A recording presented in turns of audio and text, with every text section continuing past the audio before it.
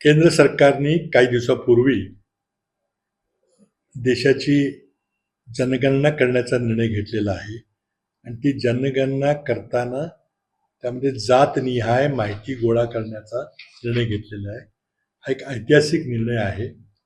काँग्रेस पक्षाने आणि विशेषतः आमचे नेते राहुल गांधी यांनी ही मागणी जोरदारपणे लावून धरली होती. भाजप सरकारकडून त्याचा विरोधही केला गेला, त्याची टिंगल केली गेली, पण शेवटी केंद्र सरकारनं त्या मागची भूमिका लक्षात घेऊन हा निर्णय घेतलेला आहे. आता हा निर्णय घेताना बिहारची निवडणूक डोळ्यासमोर ठेवली होती की त्यामध्ये मला काही जायचं नाही, परंतु त्यामध्ये दोन मुद्दे आहेत. पहिले की दशकीय जनगणना होती ती झालेली नाही. शेवटची जनगणना 2021 मध्ये झाली होती, 2011 मध्ये झाली होती, 2021 मध्ये होणं आवश्यक होतं, पण सरकारनं ती जनगणना करण्याचं टाळलं, कोविडचं कारण दिलं. परंतु जगातल्या 81% लोकांनी कोविड असला तरी वेळेनुसार आपली जनगणना केलेली आहे. जनगणना करून समाजाचं वास्तव लोकांच्या समोर आणलं, धोरणकर्त्यांच्या समोर आणलं, हे फार महत्त्वाचं आहे. त्यामुळं 2011 नंतर आत्तापर्यंत 10 वर्षाची जी जनगणना व्हायची पाहिजे होती ती झालेली नाही आणि त्यामुळं हा निर्णय आहे, त्याचं स्वागत आम्ही सगळे करतो. पण ती जनगणना करताना त्यामध्ये जातवार माहिती घेतली जाईल, जातवार वर्गीकरण केलं जाईल. हा एक अत्यंत महत्त्वाचा निर्णय आहे. त्याची काँग्रेस पक्ष अनेक वर्षापासून मागणी करते. त्यामुळं निर्णय झाला. आता या निर्णयाची अंमलबजावणी करण्याकरता वेळापत्रक काय आहे ते सरकारनं लवकरात लवकर जाहीर केलं पाहिजे. नाहीतर मग काय निवडणुकीशी काहीतरी संबंध आहे असं लोकांचं मत होईल आणि मला खात्री आहे की असं काही डोक्यात सरकारच्या विचारात नसेल.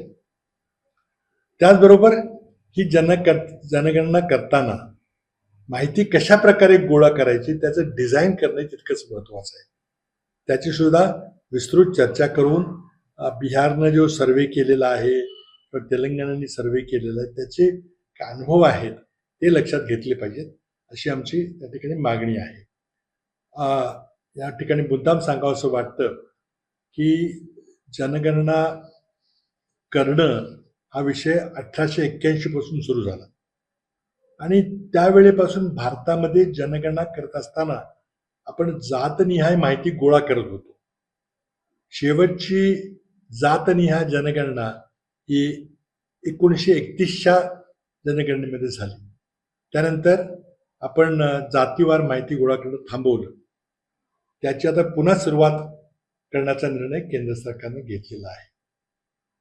जनगणना करणं अत्यंत देशाच्या विकासाचे निर्णय घेताना अत्यंत महत्त्वाची बाब आहे. ती न घेणं यामध्ये फार मोठी सरकारची चूक झाली होती, त्यातून दुरुस्त झालेली आहे. त्यामुळं मला वाटतं आता श्रेयवादात न पडता काँग्रेसची मागणी मान्य झालेली आहे. भारतीय जनता पक्षानं आपली भूमिका बदललेली आहे आणि मला वाटतं देशाकरता चांगला निर्णय आहे. देवेंद्र फडणवीस हे केंद्रात नव्हते त्यावेळेला मी केंद्रात होतो. त्यांना कदाचित माहीत नसेल, 2011ला मनमोहन सिंग सरकारचं युपीए सरकारने जातनिहाय सर्वे करायचा निर्णय घेतला होता, सोशो इकॉनॉमिक कास्ट सेन्सस. आणि ते आम्ही जनगणनेपेक्षाही वेगळी प्रक्रिया होती ती सुरू केली आम्ही. परंतु त्याची जेव्हा जात निहाय सर्वे आमचा पूर्ण झाला, सर्वेक्षण पूर्ण झालं, तेव्हा सरकारच्या लक्षात आलं की यामध्ये खूप दोष आहेत, त्रुटी आहेत. हा जो माहिती गोळा केलेली आहे ती एकदम प्रकाशित करणं योग्य होणार नाही. म्हणून मनमोहन सिंगनी जातनिहाय सर्वे केल्यानंतर ती माहिती जाहीर केली नाही. ती वस्तुस्थिती आहे. त्यानंतर मोदी सरकार आलं. मोदी सरकारनं ती सर्वेची माहिती घेतली, सोशो इकॉनॉमिक कास्ट सर्वे. जनगणना नव्हती, ही सर्वे होता, सर्वेक्षण होतं. कारण जनगणना करण्याचा संपूर्ण अधिकार हा घटनेनं केंद्र सरकारला दिलेला आहे. घटनेचं कलम 246 आपण जर पाहिलं तर, आणि त्या 246 कलमानुसार 1948 साली केंद्र सरकारनं जनगणना करण्याचा निर्णय घेतला आणि तो अधिकार फक्त केंद्र सरकारला आहे. तर मनमोहन सिंगनी 2011च्या जनगणनेमध्ये एक केलं नव्हती वस्तुस्थिती आहे, पण त्यांनी एक वेगळा सर्वे, सोशो इकॉनॉमिक कास्ट सेन्सस असा वेगळा सर्वे त्यांनी आदेशित केला आणि त्याप्रमाणे माहिती गोळा केली गेली. पण ती प्रकाशित न करण्याचा निर्णय तत्कालीन UPA सरकारनं, मनमोहन सिंग सरकारनं घेतला. आता तो का घेतला, कशामुळे घेतला, सांगितलं गेलं की डेटा हा दोषपूर्ण आहे. नरेंद्र मोदी सरकार आलं, त्याने ती माहिती घेतली आणि त्यामधले जे दोष होते, ज्या चुका होत्या, ज्या त्रुटी होत्या, त्या दुरुस्त करण्याचं लोकसभेला सांगितलं आणि त्यानुसार त्या डेटाला क्लीनअप करायचं काम सुरू झालं. ते काम पूर्ण झालं.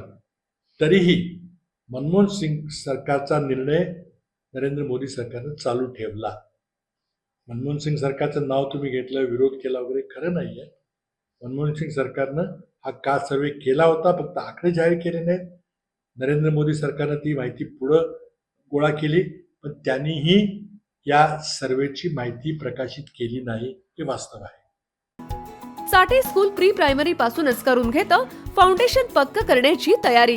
म्हणूनच चाटे शिक्षण समूहाच्या कित्येक विद्यार्थ्यांनी घेतलीये करिअर मध्ये उंच भरारी. 2025-26 या शैक्षणिक वर्षाकरिता आपल्या पाल्याचा आजच प्रवेश घ्या.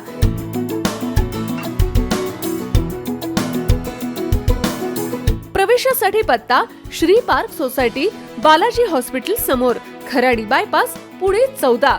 संपर्क क्रमांक 9372619453 किंवा 9372619483 किंवा 9372619484. फाउंडेशन उत्तम, प्रगती सर्वोत्तम. Chate foundation, no tension.